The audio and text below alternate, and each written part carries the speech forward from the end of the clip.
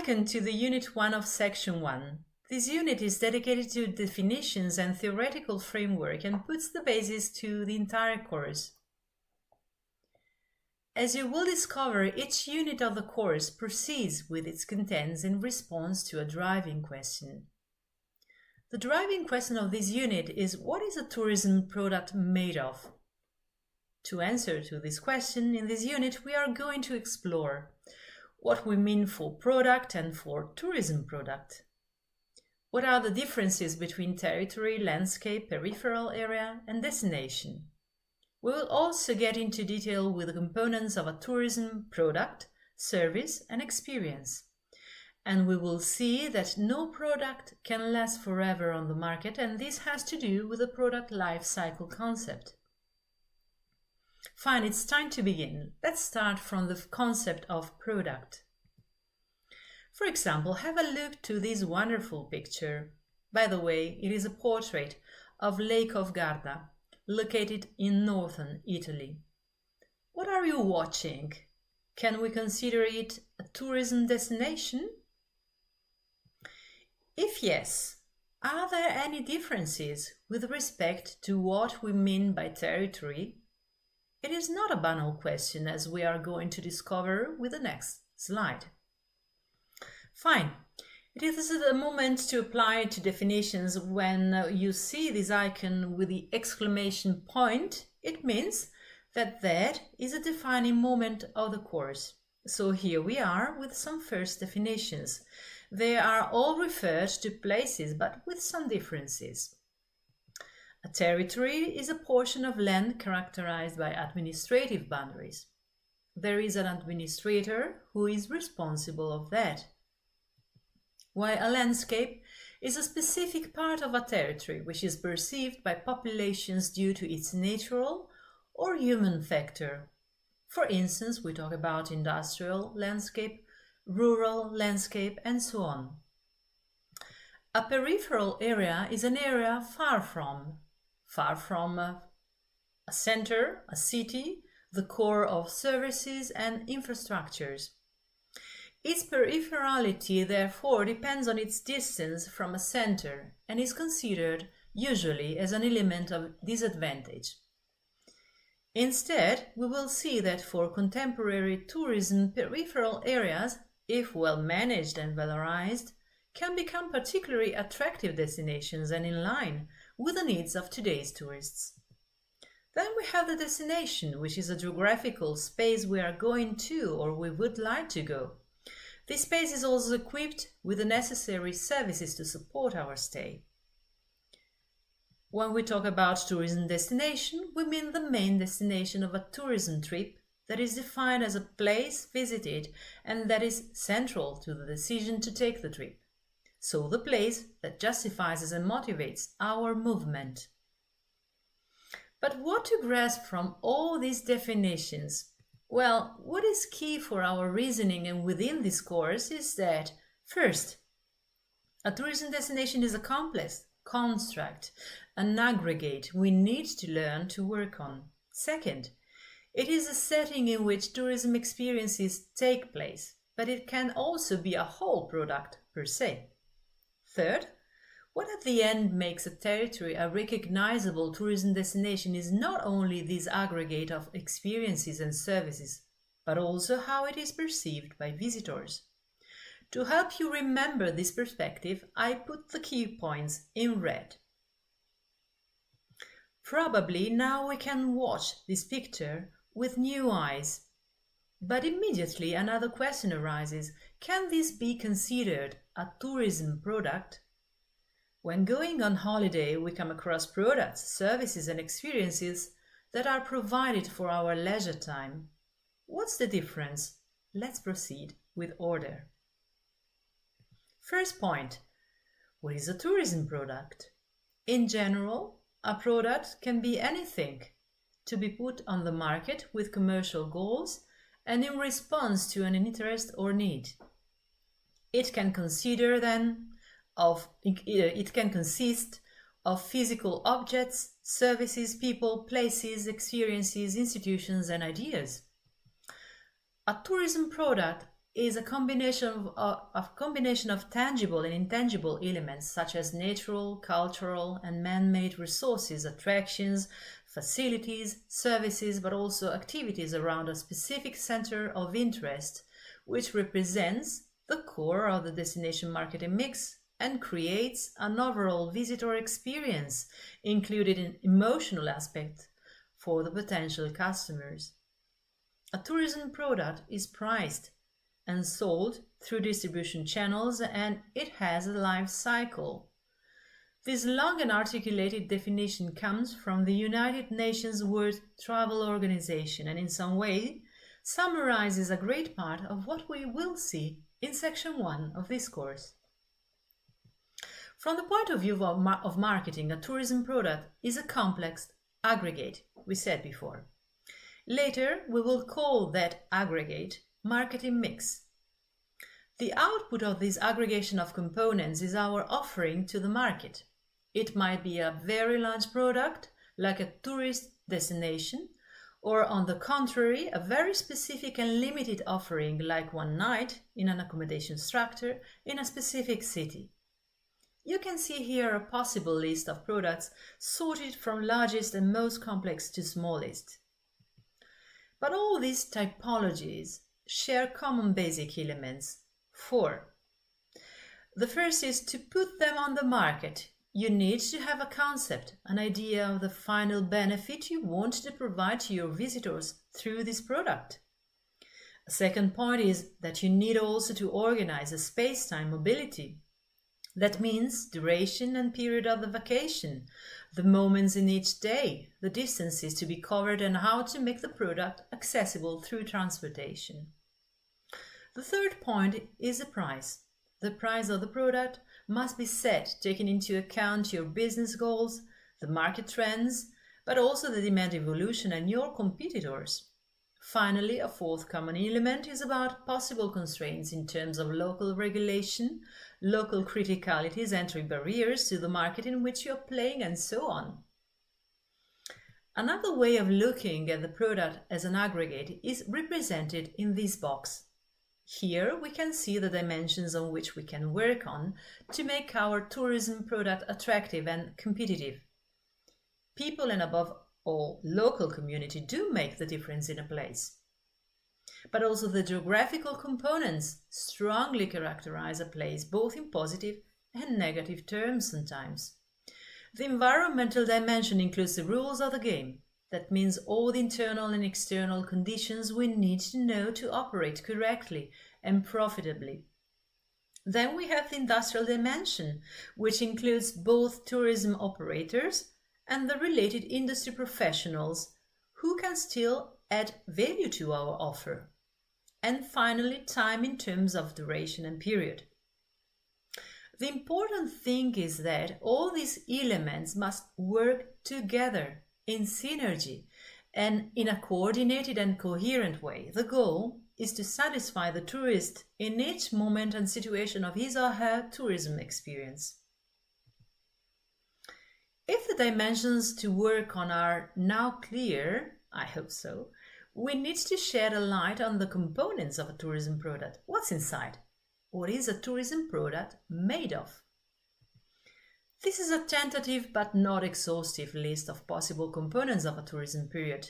If you have a glimpse on that and try to remember your last holiday, you will surely recognize all these components as part of your experience and as possible sources of satisfaction or dissatisfaction.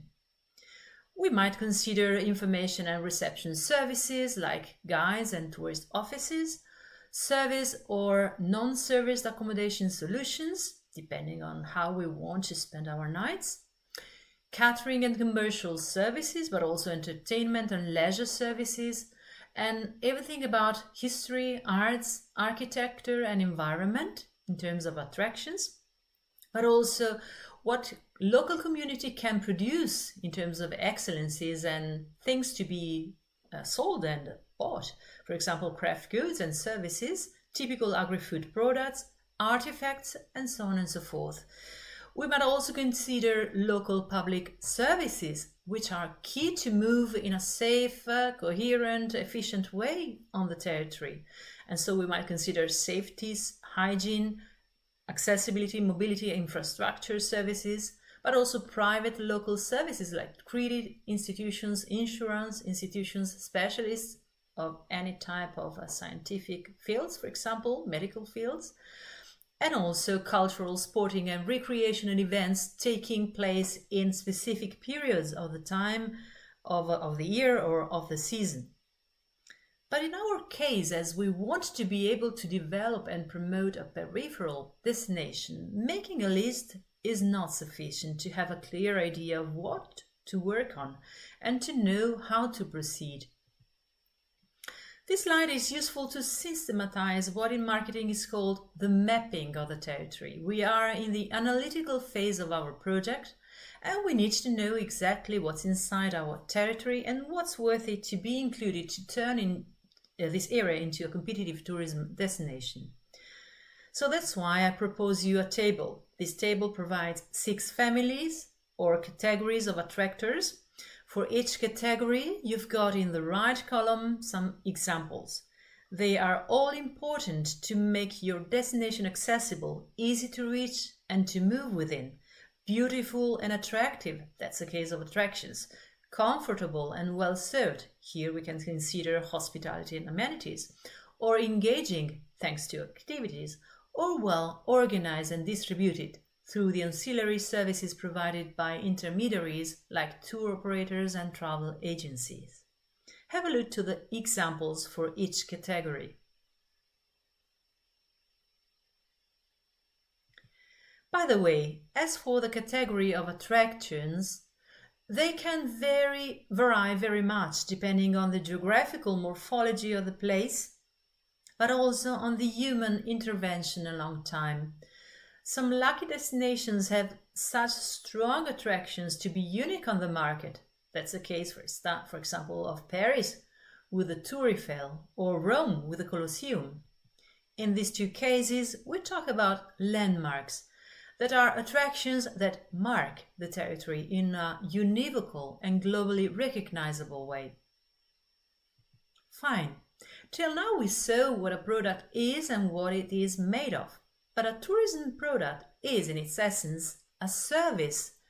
That's why we talk about tourism industry as a service industry. So we need to define also what a service is.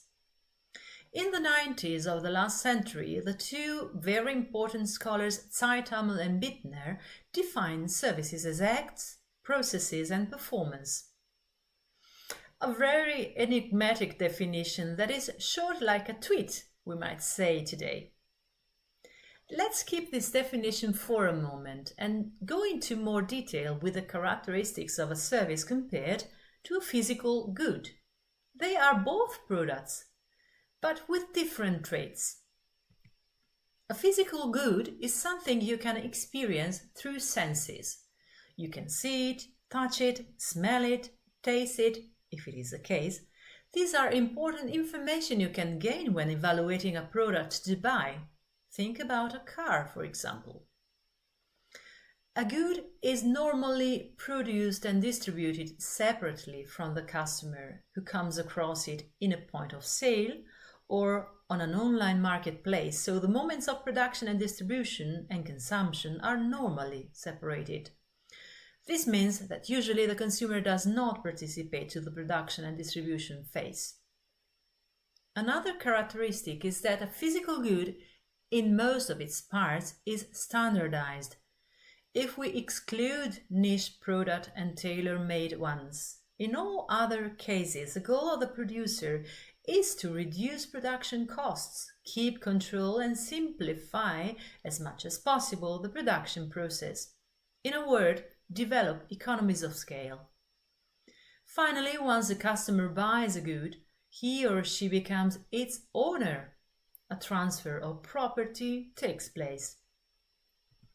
For services, it is almost the contrary.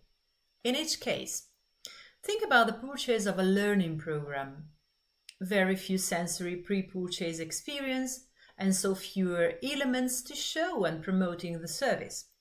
Co-creation of the value and of the final satisfaction due to the co-presence between producer and consumer. Variability due to human factor. No property transfer. The customer pays to access a course, but he or she won't bring home anything about the core of the service, right? Because the core is knowledge, while the didactic material and the equipment are part of the service provision, but not the core. So summarizing, managing a service is more complex than managing a physical good, but also more charming, I would add. The last point in terms of definition is about the term of experience. Talking about tourism, it is really easy to mean that this industry creates and sells among the most desirable and awaited experiences by consumers. An experience is something you can do through senses. Have a look to the Latin definition, and through which you can learn something, you can get knowledge or skill. And this is described in the definition of the Cambridge Dictionary. Now that we have clarified that a tourism product is also a service and an experience, we can pass to the last point of this unit, that is about the evolution of products over time. Actually, products are not eternal on the market, unfortunately. That is why the stages of the product are to be managed to keep attractive as long as possible our offering. Taking into account the trend of sales and profits and the time passing, we can position our product on a curve that will be more or less long and more or less steep, depending on its performance and longevity. The PLC, product life cycle concept, considers some sequential phases: introduction, development, maturity, and decline or relaunch. Depending where the product finds itself in its life, branding and marketing promotion strategies will vary very much. For instance, the goals might be in the introduction phase, raising awareness and penetrate the market, that is, reaching your target market. While in the growth phase, you might aim to augment sales. In the maturity phase, reinforce sales and loyalty between your customers and prolong the success of your product as much as possible, addressing also to new targets. While in the decline phase, you might do the effort of recovering some lost clients or revamping, when possible, your offering to make it more and still competitive. The product life cycle curve also reflects market dynamics and external influencing factors. We need to know them, of course. For instance, here you can see very diverse shapes of PLC curves. The most fluctuating curves denote a competitive environment and a turbulent sector where continuous innovations can take over, which make the product less competitive and which is relaunched with important changes. This might be, for example, the case of technological progress in the consumer electronics industry. Or the curve can also become an inverted V in the case a given product registered a rapid and important success. In this case, we talk about market penetration, but equally a rapid decline. In this case, the trajectory is meteoric, and it could be the case of a fashion product entering and exiting the market very quickly. But what about tourism destinations, as they also can be treated as products, as we said before? How do they evolve on the market? The PLC concept becomes the DLC concept, the destination life cycle. But the logic is the same, although the curve takes shape usually over longer times. Here we've got some examples. There are some destinations that years ago were in the introduction phase, and now they are very well infrastructured and organized, so they find themselves in the maturity phase. It's the case of Abu Dhabi. Capri lives a situation of over-tourism, so more than mature. while some villages called borghi in Italy, which are often located in peripheral areas and internal territories, are becoming an interesting alternative to other state formulas, and for this reason can be introduced or reintroduced to the market with new benefits. Think about a long stay for digital nomads, for example. Fine, we are at the end of Unit 1 of Section 1. This slide wraps up the main topics we have seen, and these topics are what we mean for tourism product, definitions of territory, landscape, peripheral area and destination, definition of components of a tourism product, service and experience, and also product life cycle PLC, also applied to destination becoming DLC. I hope you found interesting and useful the contents of this unit. Remember that in case you would like to delve deeper into any of the topics we treated, you can find a wide selection of further information materials on our INCULTUM platform. Thank you and see you on the next unit.